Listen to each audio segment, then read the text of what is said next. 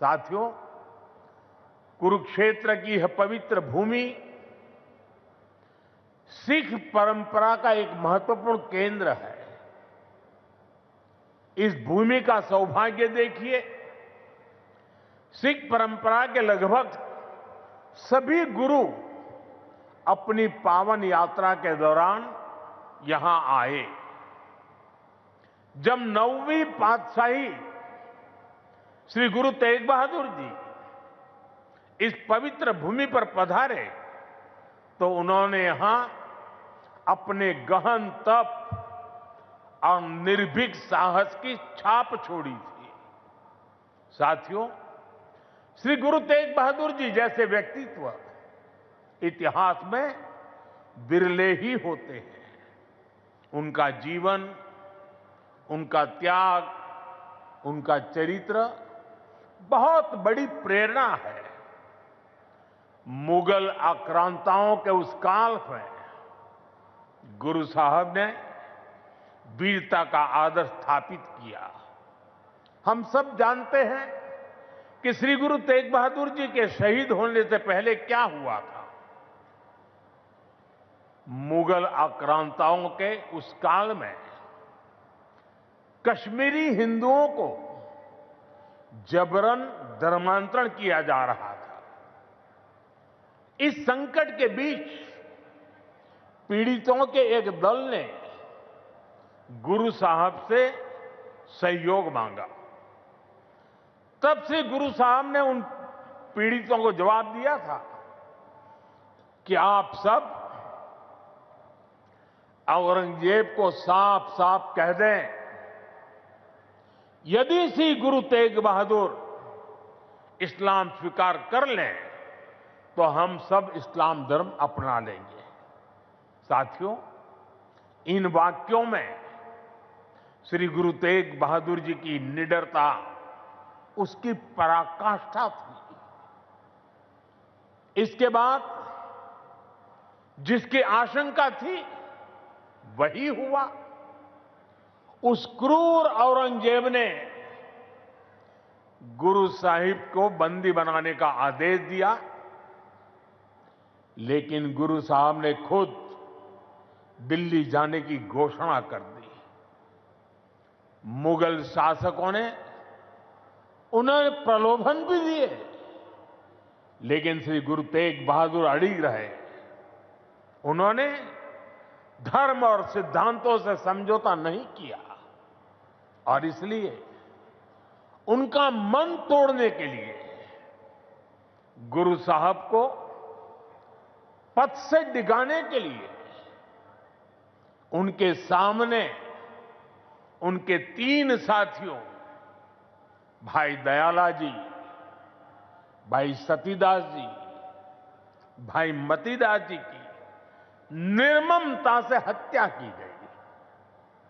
लेकिन गुरु साहब अटल रहे, उनका संकल्प अटल रहा। उन्होंने धर्म का रास्ता नहीं छोड़ा। तब की अवस्था में गुरु साहब ने अपना शीश धर्म की रक्षा को समर्पित कर दिया। साथियों, मुगल इतने पर ही नहीं रुके थे। उन्होंने गुरु महाराज के शीश को अपमानित करने का भी प्रयास किया, लेकिन भाई जेता जी ने अपने पराक्रम के बल पर उनके शीश को आनंदपुर साहब पहुंचाया। इसलिए ही श्री गुरु गोविंद सिंह जी ने लिखा है, तिलक जंजू राखा प्रभता का, तेग बहादुर सी क्रिया करीन किन्नु आन। इसका अर्थ था कि धर्म का तिलक सुरक्षित रहे, लोगों की आस्था पर अत्याचार न हो, इसके लिए गुरु साहिब ने सब कुछ न्यौछावर कर दिया। साथियों, आज गुरु साहब की इसी बलिदान भूमि के रूप में आज दिल्ली का शीशगंज गुरुद्वारा हमारी प्रेरणा का एक जीवन स्थल बनकर खड़ा है। आनंदपुर साहब का तीर्थ हमारी राष्ट्रीय चेतना की शक्ति भूमि है और आज हिंदुस्तान का जो स्वरूप शेष है उसमें गुरु साहब जैसे युग पुरुषों का त्याग और समर्पण समाहित है और इसी त्याग के कारण श्री गुरु तेग बहादुर साहब को हिंद दी चादर कहकर पूजा जाता है।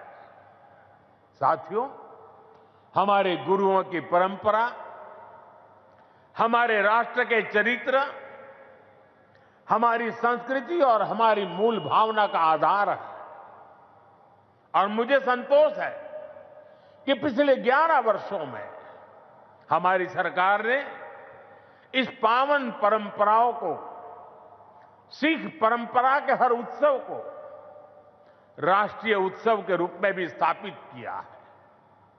हमारी सरकार को श्री गुरु नानक देव जी के 550वें प्रकाश पर्व पर, श्री गुरु तेग बहादुर साहब जी के 400वें प्रकाश पर्व और श्री गुरु गोविंद सिंह जी के 350वें प्रकाश पर्व को भारत की एकता और अखंडता के उत्सव के रूप में मनाने का अवसर मिला।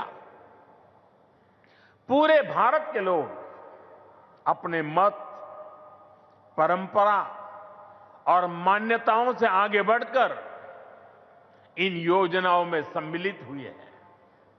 साथियों, हमारी सरकार को गुरुओं से जुड़े पवित्र स्थलों को भव्यतम और दिव्यतम रूप देने का सौभाग्य भी मिला है। बीते एक दशक में अनेक ऐसे अवसर आए हैं जब मैं व्यक्तिगत रूप से गुरु परंपरा के आयोजनों का हिस्सा बना। कुछ समय पहले जब अफगानिस्तान से गुरु ग्रंथ साहब के 3 मूल स्वरूप भारत आए थे तो यह हर देशवासी के लिए गौरव का क्षण बना था। साथियों, हमारी सरकार ने गुरुओं के हर तीर्थ को आधुनिक भारत के स्वरूप से जोड़ने का प्रयास किया है। करतारपुर कॉरिडोर का काम पूरा करना हो, हेमकुंड साहिब में रोपवे प्रोजेक्ट के निर्माण करना हो, आनंदपुर साहब में विरासत-ए-खालसा संग्रहालय का विस्तार हो, हमने गुरुजनों की गौरवशाली परंपरा को अपना आदर्श मानकर इन सारे कामों को पूरी श्रद्धा से पूरा करने का प्रयास किया है। साथियों, हम सभी जानते हैं कि कैसे मुगलों ने वीर साहिबजादों के साथ भी क्रूरता की सारी सीमाएं पार कर दी थी। वीर साहिबजादों ने उनको दीवार में चुना जाना स्वीकार किया, लेकिन अपने कर्तव्य और धर्म का मार्ग नहीं छोड़ा। इन्हीं आदर्शों के सम्मान के लिए अब हम हर साल 26 दिसंबर को वीर बाल दिवस मनाते हैं। साथियों, हमने सिख परंपरा के इतिहास और गुरुओं की शिक्षाओं को राष्ट्रीय पाठ्यक्रम का हिस्सा भी बनाया है ताकि सेवा, साहस और सत्य के ये आदर्श हमारी नई पीढ़ी की सोच का आधार बने। साथियों, मुझे विश्वास है कि आप सभी ने जोड़ा साहिब के पवित्र दर्शन जरूर किए होंगे। मुझे याद है जब पहली बार मेरे मंत्रिमंडल के सहयोगी हरदीप सिंह पुरी जी ने मुझसे इन महत्वपूर्ण धरोहरों के बारे में चर्चा की थी।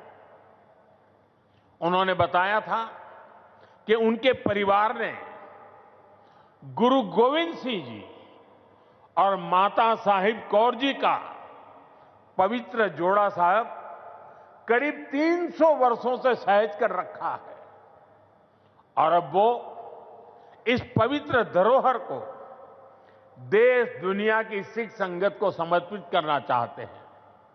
साथियों, इसके बाद इन पवित्र जोड़ा साहिब को पूरे सम्मान और मर्यादा के साथ वैज्ञानिक परीक्षण कराया गया ताकि ये पवित्र धरोहर आने वाली पीढ़ियों के लिए संरक्षित हो सके।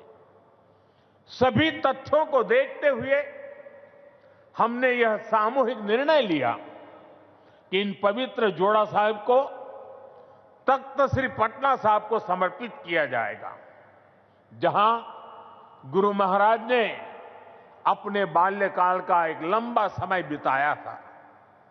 पिछले महीने एक पावन यात्रा के रूप में गुरु महाराज के ये पावन जोड़ा साहिब दिल्ली से पटना साहिब ले जाए गए और वहां मुझे भी इन पवित्र जोड़ा साहिब के सामने अपना शीश नवाने का अवसर मिला। मैं इसे गुरुओं की विशेष कृपा मानता हूं कि उन्होंने मुझे इस सेवा का, इस समर्पण का और इस पवित्र धरोहर से जुड़ने का अवसर दिया।